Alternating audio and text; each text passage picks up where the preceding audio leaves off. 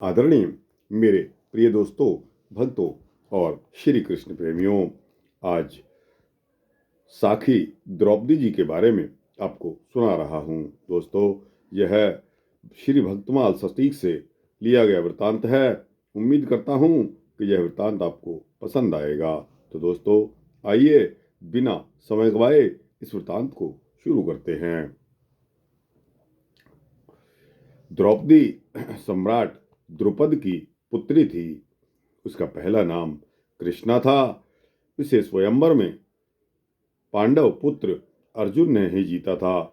स्वयंवर की कथा का वर्णन कुछ इस प्रकार है कि राजा द्रुपद की तीव्र इच्छा थी कि वह अपनी पुत्री द्रौपदी का विवाह पांडव पुत्र धनुषधारी अर्जुन से ही करें। पांडव की मृत्यु के पश्चात राज सिंहासन धृतराष्ट्र को प्राप्त हो गया था, लेकिन धृतराष्ट्र का पुत्र दुर्योधन पांडवों से बहुत घृणा करता था और वह पांडवों को मरवाने के लिए हर तरह के प्रयत्न किया करता था। दुर्योधन के षड्यंत्रों के फलस्वरूप पांडव पुत्र युधिष्ठिर, अर्जुन, भीमसेन, नकुल, सहदेव ब्राह्मणों के वेश में छिप कर रह रहे थे। दुर्योधन पांडव पुत्रों को राज का कोई भी हिस्सा या उसका पार्ट नहीं देना चाहता था। पांडव दुर्योधन की चालों को असफल करते हुए जंगलों में ब्राह्मणों के रूप में कुटिया में रहने लगे। राजा द्रुपद ने अपनी राजधानी में एक दिन द्रौपदी के विवाह के लिए स्वयंवर रचा। उस स्वयंवर में देश के बड़े बड़े चक्रवर्ती राजा, देवता, ऋषि मुनि आए ताकि स्वयंवर के खेल को जीतकर द्रौपदी को पाया जाए। लेकिन शर्त यह थी कि ऊपर एक बनावटी घूम रही मछली की आंख पर निशाना बांधना था और निशाना बांधकर तीर मारना था।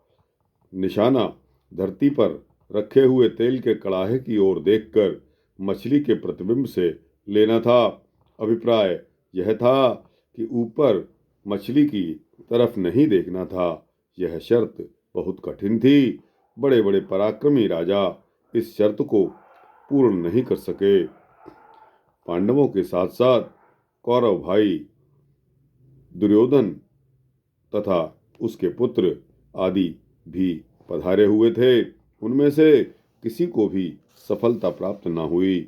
उस स्वयंवर में पांच पांडव साधुओं के वेश में बैठे थे। जब किसी ने बाजी नहीं जीती तो राजा द्रुपद का निराश होना स्वाभाविक था कि शायद पृथ्वी पर कोई वीर नहीं बचा है। पांडवों के ज्येष्ठ पुत्र भ्राता युधिष्ठिर ने अर्जुन की तरफ इशारा किया। इशारा पाकर अर्जुन सभा में धनुष बाण लेकर उठा। सभा में बैठे हुए बड़े बड़े महाबली योद्धा, राजा, देवता उस पर हंसने लगे कि एक ब्राह्मण भला कैसे मछली की आंख में तीर मारेगा, जबकि किसी को भी पहले सफलता नहीं मिली। परंतु अर्जुन ने कोई परवाह किए बगैर कईयों ने तो यहां तक व्यंग किए कि ब्राह्मण पुत्र जो खीर का थाल खा जाते हैं आज धनुष लेकर आए हैं। अर्जुन ने तेल के कड़ाहे की ओर देखा और ऐसा निशाना मारा कि तीर मछली की आंख में ही जाकर लगा। वह मछली चक्कर काटती हुई धरती पर आ गिरी।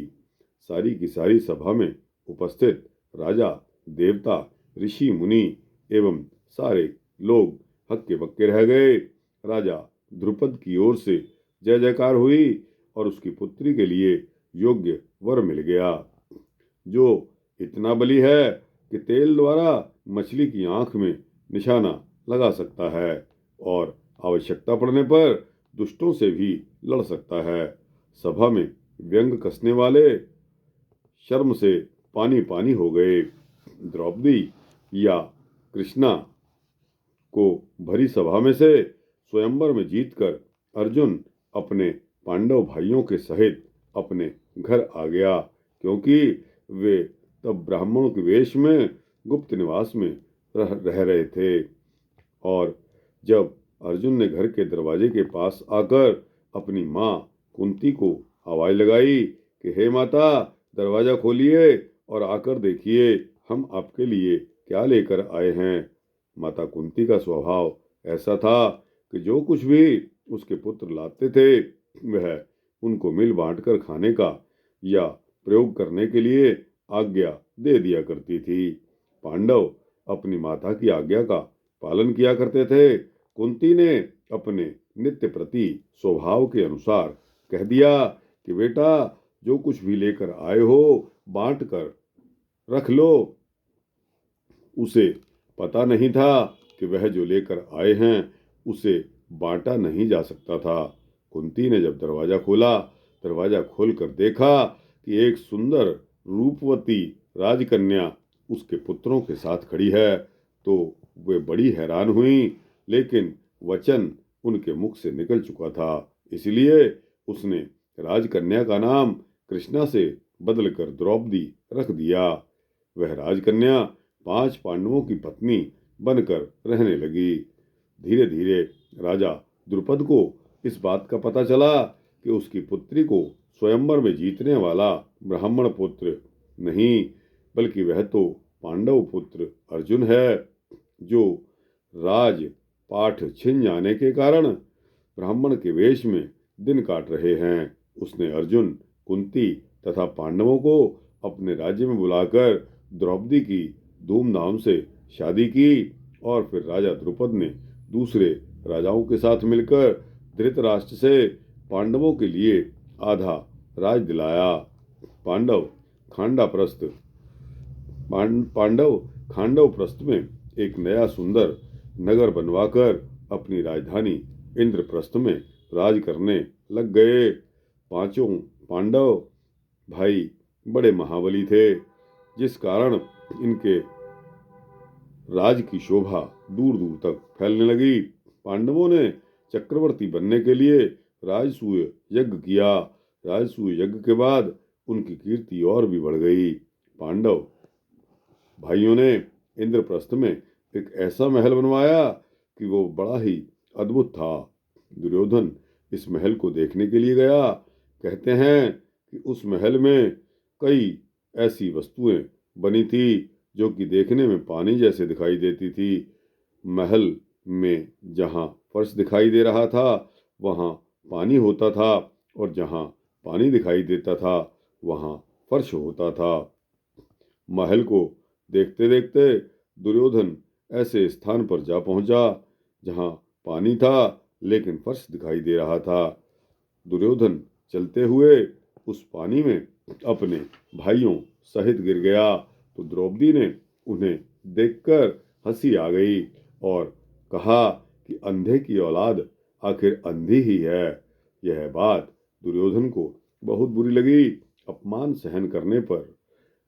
सहन करते हुए दुर्योधन ने अपने मन में संकल्प ले लिया और दृढ़ निश्चय कर लिया कि वह द्रौपदी को एक दिन इसका जवाब अवश्य देगा। वह अपनी राजधानी हस्तिनापुर लौट आए। उसने अपने मामा शकुनी के साथ मिलकर जुए का षड्यंत्र बनाकर पांडवों को न्योता दे डाला। पांडवों में बड़ा भाई युधिष्ठिर बड़ा धर्मी पुरुष था, इसलिए वह कौरवों के साथ जुआ खेलने के लिए मान गया, लेकिन उसके अंदर छल कपट बिल्कुल नहीं था। दुर्योधन ने जुए में पांडवों से राजमहल, हाथी घोड़े सभी जीत लिए। फिर दुर्योधन ने पांचों पांडव भाइयों को भी जीत लिया और युधिष्ठिर से आग्रह किया कि तुम दांव में अब सिर्फ द्रौपदी को ही लगा सकते हो। अगर तुम जीत गए हम तुम्हारा सब कुछ लौटा देंगे। कौरवों ने दांव में द्रौपदी पर भी विजय प्राप्त कर ली। द्रौपदी को जीतकर दुर्योधन ने अपने छोटे भाई दुशासन को आदेश दिया कि द्रौपदी को बालों से पकड़कर खींचकर राजसभा में लाओ और भरी सभा में उसे निर्वस्त्र कर दो। दुर्योधन ने अपने मन में उस अपमान का बदला लेने के लिए ठानी हुई थी। सभा में पितामह भीष्म, आचार्य द्रोणाचार्य, राजा धृतराष्ट्र तथा सभी ऋषि मुनियों आदि ने दुर्योधन को बहुत समझाया, परंतु उसने किसी की बात नहीं मानी और दुशासन को आदेश दे दिया। क्योंकि 5 पांडव भाई अपने आप को जुए में हार चुके थे और दास बन चुके थे, इसलिए देश की मर्यादा के अनुसार उनको बोलने का अधिकार नहीं था। उनकी उपस्थिति में ही द्रौपदी को राज्यसभा में लाया गया, जिसके बारे में भाई गुरदास जी ने गुरबाणी में लिखा है। क्या लिखा है? अंदर सभा दुःशासने मथे वाल द्रौपदी आंधी, दूता ने फुरमाया नंगी करो पंचाली बांधी, पंजे पांडो वेख दे अवघट रूधी नार जिनादी, अखी मीट ध्यान तरहाहा कृष्ण करे बिल लांदी, कपड़ कोट उसार्योन थके दूत ने पार बसांदी, हथ मरोड़न सिर तुणन पछोतान करन जाह जांदी, घर आई ठाकुर मिले पैज रही बोले शर्मांदी, नाथ अनाथा बाणी तुरांदी। भाई गुरदास जी के कथन के अनुसार दुशासन बालों से पकड़कर द्रौपदी को राज्यसभा में ले आया।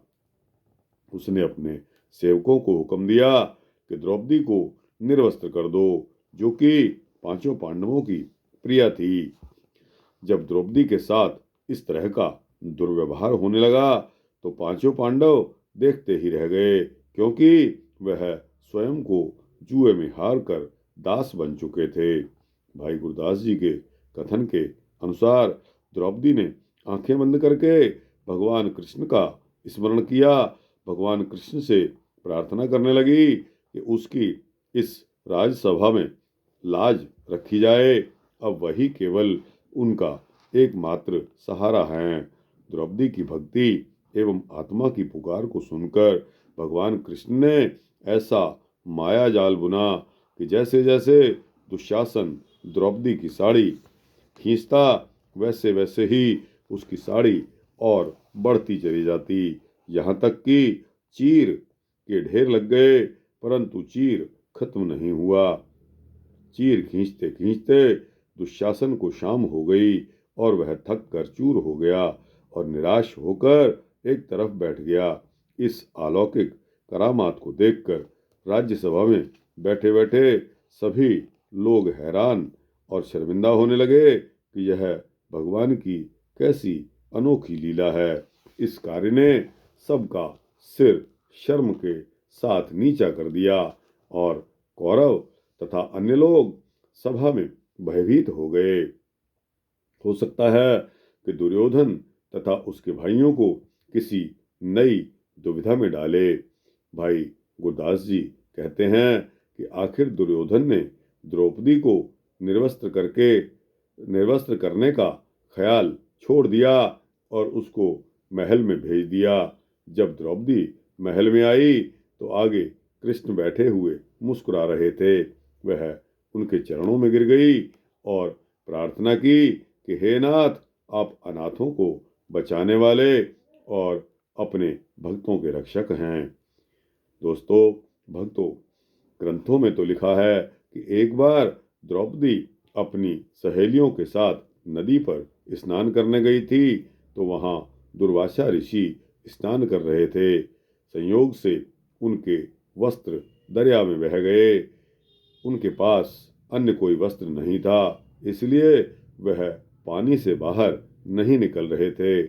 राजकन्या द्रौपदी को देखकर उन्होंने अपनी समस्या बताई, तो द्रौपदी ने अपना वस्त्र फाड़कर दुर्वासा ऋषि की ओर फेंक दिया। इससे प्रसन्न होकर ऋषि दुर्वासा ने वर दिया कि तुम्हारा दान किया हुआ यह चीर किसी दिन तुम्हारी लाज रखेगा। तो उसके अनुसार ही उसकी भक्ति पूरी हुई और द्रौपदी की लाज बच गई। द्रौपदी की कथा का भावार्थ यह है कि यदि कोई प्रभु की भक्ति करता है तो प्रभु मुश्किल के समय उसकी सहायता करते हैं। द्रौपदी ने प्रभु भक्ति का पालन किया, इसलिए संकट के समय दुष्ट दुर्योधन अपनी इच्छा पूरी नहीं कर सका। तो दोस्तों, यह बहुत ही प्रचलित वृतांत जो कि श्री गुरु भक्तमाल सटीक से लिया गया द्रौपदी के बारे में था। और द्रौपदी भगवान को मानती थी, भगवान ने पलक झपकते ही आकर उसकी सहायता की। तो दोस्तों, यह वृतांत यहाँ समाप्त तो होता है। आपको कैसा लगा?